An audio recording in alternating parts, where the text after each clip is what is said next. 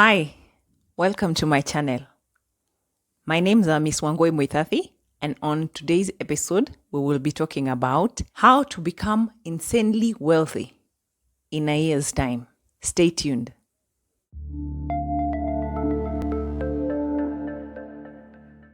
One of the best ways to become wealthy or to help you in this wealth journey is by self-improvement. Self-improvement is where you find ways to improve yourself. You find ways of acquiring more knowledge, learn something new so that your personal value goes up. This is something you can do every day by reading books, watching constructive YouTube videos, and also mentorship. You can find a good mentor, someone who can teach you about something you're interested in or something you'd like to pursue. When you decide to learn a new skill, it's low cost. But the bad side of it is you have to put in time. You have to create time for these things. If you're reading a book or you just have to create time. That's the downside of it. But this is something you need to invest in yourself to create wealth. Self-investment yields exponential returns, thus enabling long-term wealth. So invest in yourself, empower yourself, read, research, find something you're interested in, and if it's a course, enroll. Take advantage of free internet, free courses. Take advantage of YouTube information, and I'm sure you'll become a better person in time. Another thing you can use to your advantage is leveraging the internet for income. You can do this by using online platforms for business, for online and income generation. You can start things like freelance work, or you can sell digital products. Some people do e-commerce. The good thing about the internet is it provides you with global clients. It provides you with global reach. This maximizes your exposure and your earnings. You don't necessarily have to limit yourself, unlike other businesses where it's just around. For instance, I bake cakes, but I cannot deliver these cakes a certain distance. So I can only have clients around. But if I'm selling a digital product, you see, that is something I can sell even to someone who's not in the same country as me. So leverage on the internet. They are low startups, but they are highly competitive. Competition is healthy, but if you feel you want to grow, you have to be willing to compete with other people in the market. Online streams can grow rapidly, but you have to be consistent. You have to have consistent efforts. So be consistent. Another thing you need to do is to understand high return investments. These are investments that have high yield returns over time. Research options like ETFs, stocks, or crowdfunding. Try and do your research. Narrow down to what favors you or what works best for you. They accelerate your financial growth, unlike traditional savings. You know, those kawaida savings accounts we have, or they don't have any growth. So this can really, really boost your growth. They have high growth potential, but has risk of loss. But anyway, which business does not have a risk? There's always risk. There's risk in everything. Even every day when we wake up, we risk leaving the house, you risk cooking, you risk crossing the road. So risk should never, for me, I feel like, okay, yes, check the percentage of risk, but it should never stop you from doing anything, especially something like investing. Another way to improve yourself is to build multiple streams of income. We said we are no longer putting all our eggs in one basket. We are diversifying. Creating different sources of income simply means earning income from various sources simultaneously. You can add side gigs or you can do side gigs, part-time jobs alongside your main job. But don't allow it to affect your main job. So this is something you should do after you're done with your main hustle. You create something besides the main job. In time, side gigs or these part-time jobs, they stabilize and they grow income. They increase income eventually, but time management is required. So you really have to make time for these part-time hustles or gigs. No matter how tired you are from your main job, you just have to you have to make room for these side jobs or side gigs for them to grow.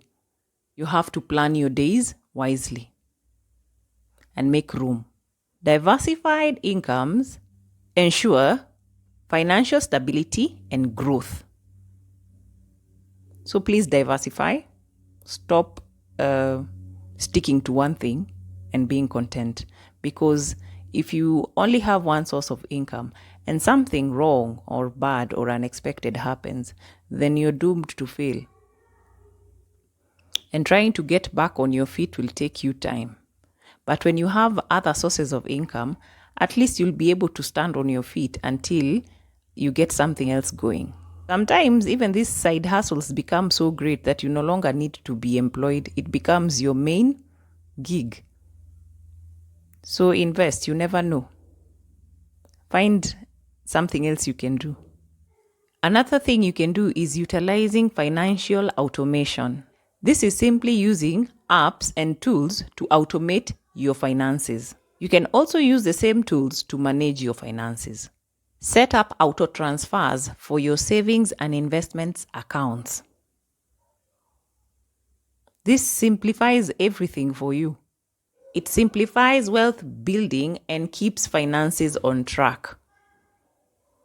This way you can be able to focus on other things. It simplifies budgeting but is less flexible. Automation supports disciplined savings and investing, thus driving wealth. Network through value creation. This is by building connection by providing value first. You provide value first and then connections come.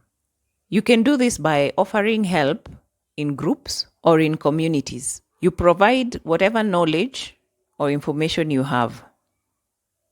Remember, giving first always leads to greater connections with people. It leads to stronger mutual beneficial relationships, which is something we all need for our wealth creation journey. It helps build trust, but you have to invest time. Value-driven networking opens doors without needing initial contacts. So go out, network, meet people.